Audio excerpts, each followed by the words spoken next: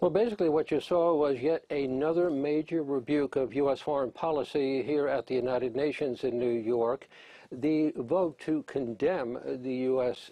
Policy and the U.S. embargo against Cuba was so massive that it really did reflect the moral indignation of the entire UN General Assembly.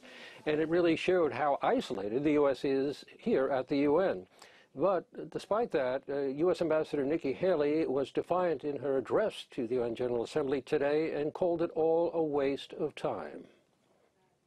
But the most regrettable fact of this resolution each year isn't that the United States may stand alone in opposing it. The most regrettable fact of this resolution is that it is a waste of everyone's time. It's one more time that countries feel they can poke the United States in the eye. But you're not hurting the United States when you do this. You're literally hurting the Cuban people by telling the regime that their treatment of their people is acceptable.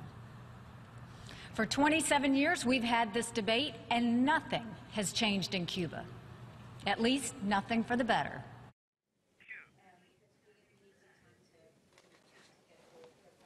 Well, you know, the U.S. also had its own proposal today that would have condemned Cuba's human rights record, but that was shot down by a dramatic vote. Also, at least 116 countries voted against that resolution. So clearly, this was kind of a victorious day for the Cuban delegation here at the UN.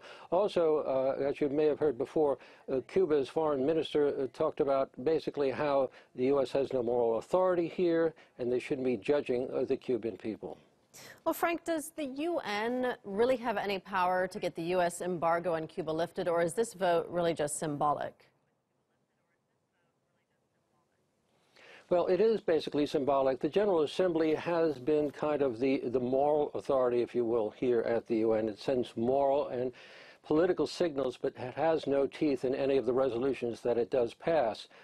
The only people that could actually get rid of this embargo is the U.S. Congress, but that's not likely as long as the Republicans control the U.S. Congress. But I should also say that when Hurricane Irma hit last year, despite the U.S. embargo, the UN was able to put at least almost $6 million worth of food aid into Cuba to help the Cuban people.